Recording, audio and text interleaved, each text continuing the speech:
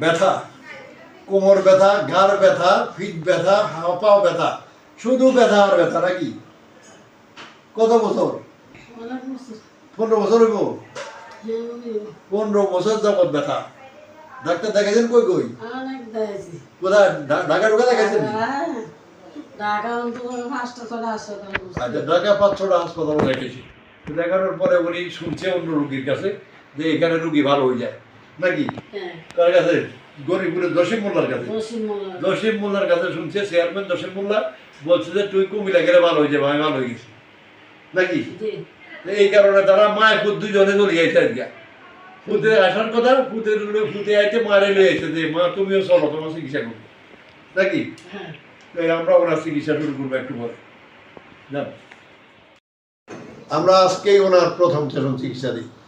তো উনি নিয়ে আসছে ওনার পায়ে ব্যথা, ওনার কোমরে ব্যথা, ঘাড়ে ব্যথা, হাতে ব্যথা, ঘাড়ে ব্যথা, সব ব্যথা। এই ব্যথার জন্য উনি নামাজ পড়তে পারেন না। ওনার হাঁটুতে গেলে ইঞ্জেকশন মারে আর পানি খোলে। একবার হানি খুলে ইঞ্জেকশন মারে, মারতে মারতে ওনার এখন হিপ জয়েন্ট বসে গেছে। তো আমাদের এখানে আসার পর আমরা ওনাকে প্রাথমিক চিকিৎসা দিয়েছি একদিন। চিকিৎসা দেওয়ার পরে এখন কেমন আছেন? কত দূর বেলা? এই মনে করেন 20